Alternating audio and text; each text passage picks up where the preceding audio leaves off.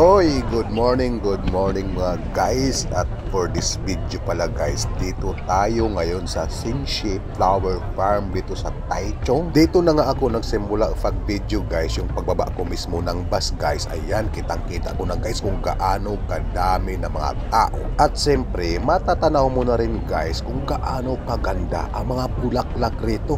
Dito talaga na area guys ang napakaraming tao kasi maraming pumupunta rito guys, no? Yung galing pa ng bus, yan dito ang daanan kaya sobrang sikip-sikip na mga tao ang dumadaan. Ayan, habang ako'y naglalakad nga guys papuntang Flower Farm mismo, yung sa pinakasentro talaga guys, no?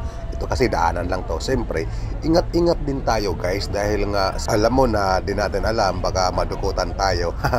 Pero dito talaga guys, no, sa Taiwan bibihira lang yung mandurukot talaga. Pag sa atin pa to, naku, panigurado maraming iiyak habang naglalakad. Pero much better talaga guys, no? Sobrang ingat o dubling ingat lang tayo sa lahat na bagay o sa lahat ng mga galaw natin guys. Lalong-lalo na sa mga public areas. Kung nakikita nyo dyan guys, no, dahan-dahan lang talaga yung mga tao naglakad dahil nga sa sobrang sikip talaga guys at sobrang daming tao din. At maraming mga matatanda guys ang pumunta nga rito guys, no? Kaya yung galaw nila guys o yung lakad nila napakahina o napakabagal lang. Pagdating ko nga rito sa may kanto guys, no, kaya naisipan kong i-video na ang sa taas. Ayan guys, no, inayos ko na yung camera ko at unipad dahil napakataas naman to guys, no. Ayan guys, no, tiningnan ko muna yung area. Ayan, kitang-kita talaga guys kung gaano kadaming tao.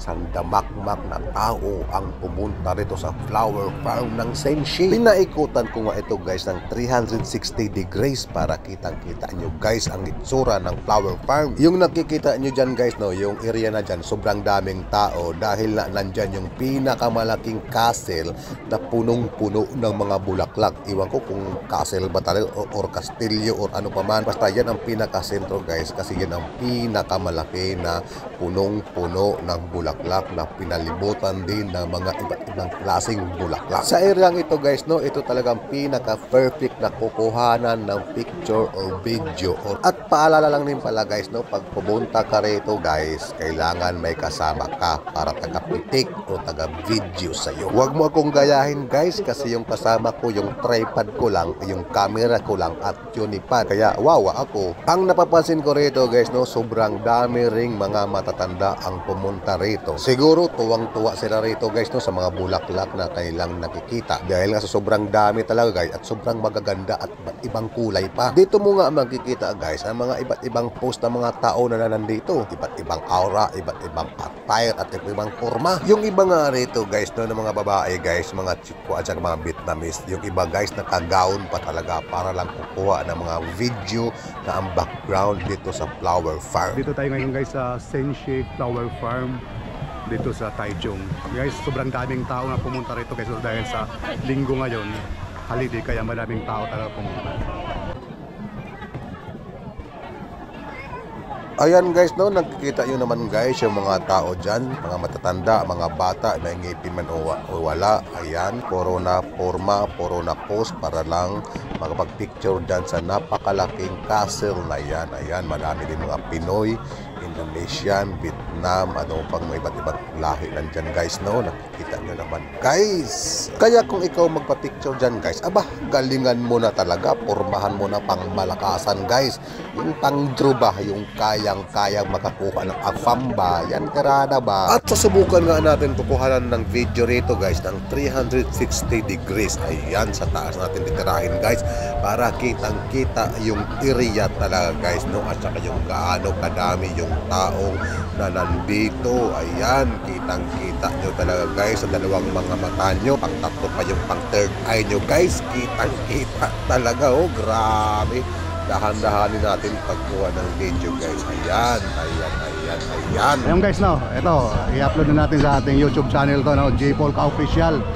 Gustong maka-experience ng ganitong event na gustong makapag-pang-aura dito sa Xinxi Flower Farm. Ayun, madali lang puntahan guys, no?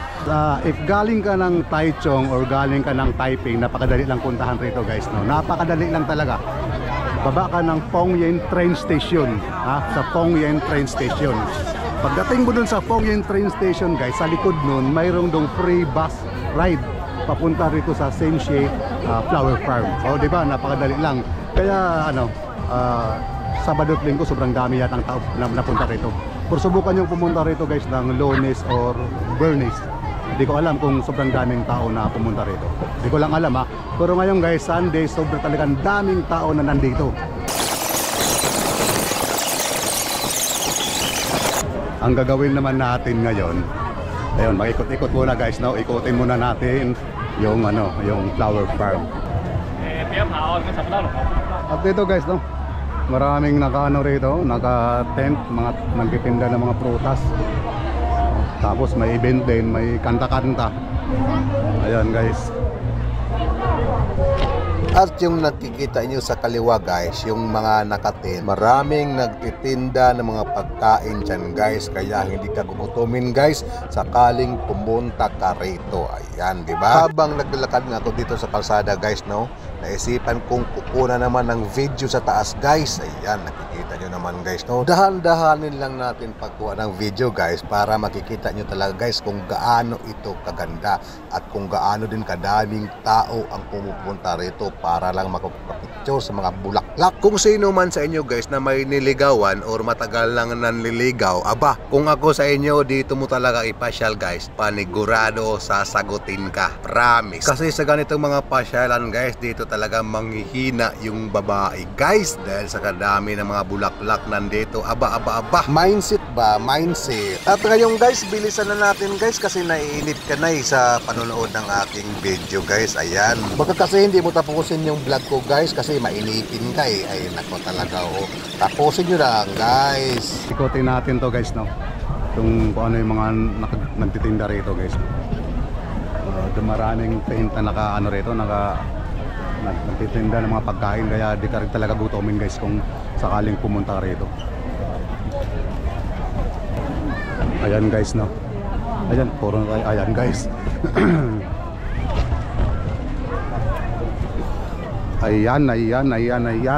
Ayan. Iikot lang tayo guys, no.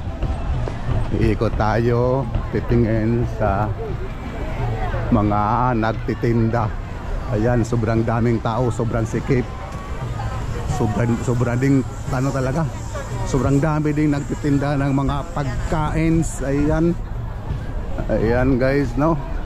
Yun, sa mahilig talaga sa mga flowers. Aba, dito na kayo pumunta. Yan.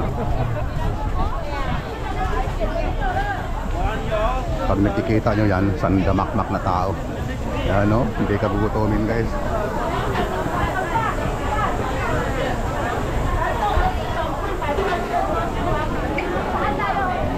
So hindi tayo masyadong papasok. Hindi tayo papasok guys kasi sobrang sikip talaga. Sobrang daming tao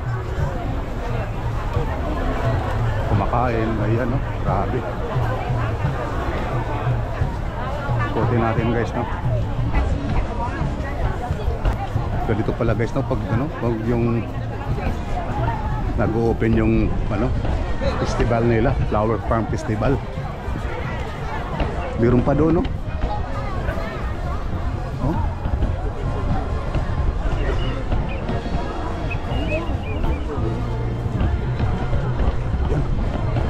May pa-sounds pa, baka ma-CPR tayo.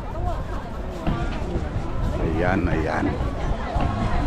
Pero yung mga pagkain naman nila rito guys, sa mga chikwa, mga kakanin. Wala, titingin tayo ng mga kakanin guys, no?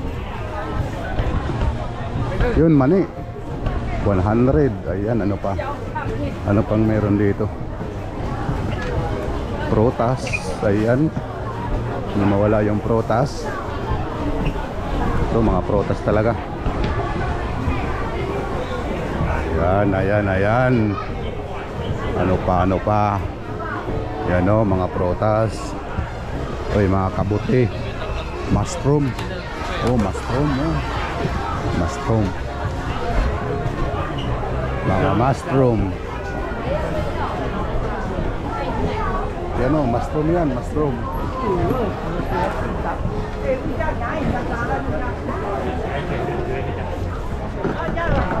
O, diba? Sobrang daming paninda, mga prutas, mga gulay-gulay. Ito sa kabila, naman dito sa kabila. Oops, ito? Hindi ko alam kung ano yan. O panhilod, meron pa panghilod. O yan o, panghilod o. Ano ba yan? O, panghilod o. Ay, mga prutas lang din, mga gulay, mga drinks. Ayan no. Ay, wala, pare-pareho lang din tinda nila guys no. Ayan, ano pa? Ano pa? Kami mga Vietnam, sa mga Vietnamese.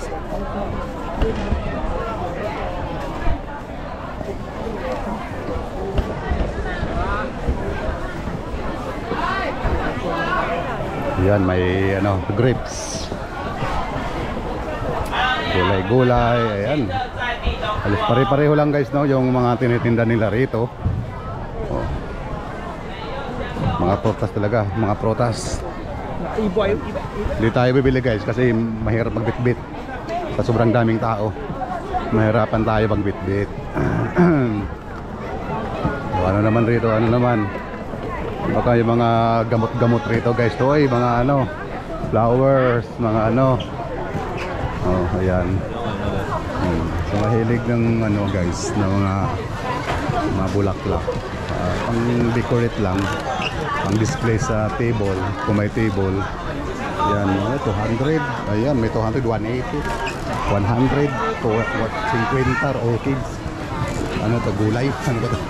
100, oh, 60, isang daan, no? Ayan. Hindi natin alam kung anong mga paninda niyan guys, no? Yung mga pan-display mo lang sa display mo lang sa table mo. Yan, anong tawag doon? Mga maliliit na mga bulaklak na yan. Ito talagang sunflower na pang malupitan, no? Aba, ito na nga guys yung sinasabi ko. Ito yung dinadayo talaga ng sunflower na literal talaga ng sunflower. Buhos.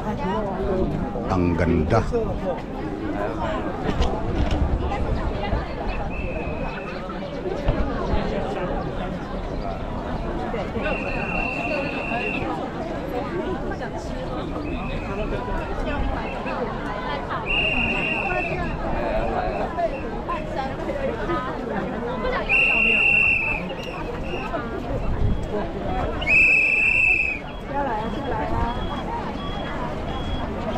Ayan.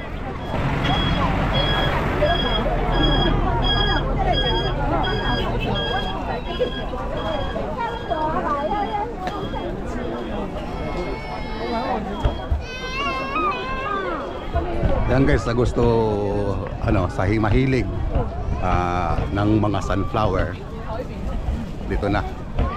Ako hindi ako mahilig sa sunflower, pero pupuntahan din natin ito at titirahin natin ng pitik to guys, no? Ito, malaking sunflower na. Grabe nito. Pang malapitan talaga, no? Ito guys, no? Grabe. First time ko makakita ng sunflower na ganito kalalaki.